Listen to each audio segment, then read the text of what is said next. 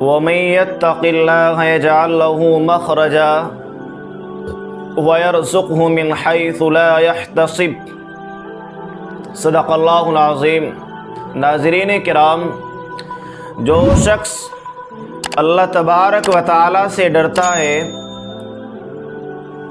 اللہ کے احکام پر عمل کرتا ہے اور آخرت کو سامنے اپنی زندگی کو گزارتا ہے، تو اللہ تبارک و تعالی اس کے لیے مشکلات سے نکلنے کی کوئی نہ کوئی راہ پیدا کر دیتا ہے، اور اس کو رزق وہاں سے دیتا ہے جہاں سے وہم و گمان بھی نہیں ہوتا ہے۔ دراصل تقوی دنیا کے دکھوں، تکلیف اور پریشانیوں سے نجات پانے کے لیے، اور خصوصاً ان لوگوں کے لیے ایک نسخہ کیمیا ہے جو غربت اور قرضوں کی وجہ سے انتہائی پریشان رہتے ہوں۔ تقوی سے مراد ہے کہ اللہ تبارک و تعالیٰ سے ایسا خوف کھانا جو بندے کو اللہ تعالیٰ کی نافرمانیوں سے روک دے، حرام کام سے روک دے، گناہوں سے روک دے۔ اور جب کسی انسان کے دل میں اللہ تبارک و تعالیٰ کا ایسا ڈر اور خوف پیدا ہو جائے گا تو پھر پرہیزگار بن جائے گا۔ پھر اللہ تبارک و تعالیٰ کا ایسے لوگوں سے وعدہ ہے وَمَن يَتَّقِ اللَّهَ يَجْعَل لَّهُ مَخْرَجًا، کہ اللہ رزق وہاں سے دے گا جہاں سے اس کو وہم و گمان بھی نہیں ہوگا۔ اور دوسری آیت میں وَمَن يَتَّقِ اللَّهَ يَجْعَل لَّهُ مِنْ أَمْرِهِ يُسْرًا، کہ اللہ تبارک و تعالیٰ اس کے ہر کام کو آسان کر دے گا جو اللہ تبارک و تعالیٰ سے ڈرتا ہے۔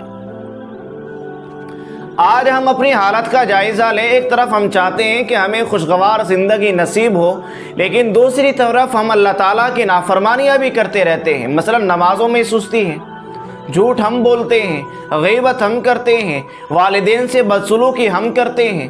ان نافرمانیوں کی موجودگی میں خوشگوار زندگی کیسے نصیب ہو سکتی ہے؟ کبھی نہیں ہو سکتی۔ ہمیں یہ بات بھی یاد رکھنی چاہیے، ان نافرمانیوں کی موجودگی میں خوشحالی کا نصیب ہونا تو دور کی بات ہے، موجودہ نعمتوں کے چھن جانے کا بھی خطرہ ہے۔ اس کی واضح دلیل ہے حضرت آدم علیہ السلام اور ان کی بیوی حضرت حوا کا قصہ، کہ اللہ تبارک و تعالیٰ نے ان دونوں کو جنت میں اتارا اور یہ فرمایا کہ تم ہر چیز سے، ہر جنت کی ہر نعمت سے لطف اندوز ہو سکتے ہیں، لیکن ایک چیز کے قریب نہیں جانا ہے۔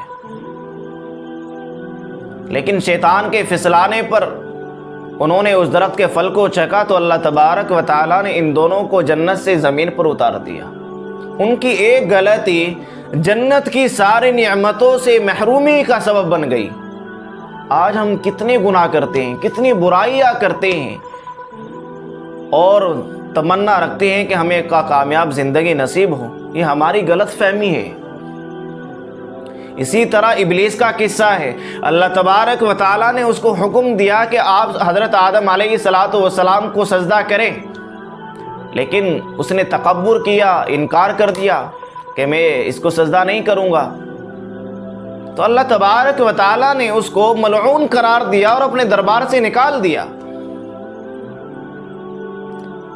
صرف ایک سجدہ نہ کرنے کی وجہ سے اللہ نے اس کو ملعون قرار دیا۔ آج ہم دن میں کتنے سجدے چھوڑتے ہیں، آپ تصور کر سکتے ہیں، اور پھر ہم چاہتے ہیں کہ ہمیں کامیاب زندگی نصیب ہو۔ اگر ہم واقعیت میں یہ چاہتے ہیں کہ ہمیں کامیاب زندگی نصیب ہو تو دین الہی کو مضبوطی سے تھامنا ہی پڑے گا۔ اس کے برعکس ستم بالائی ستم یہ ہے کہ ہم کئی برائیوں کو برائیاں ہی تصور نہیں کرتے، اور بلا خوف اور تردد ان کا ارتکاب کرتے رہتے ہیں۔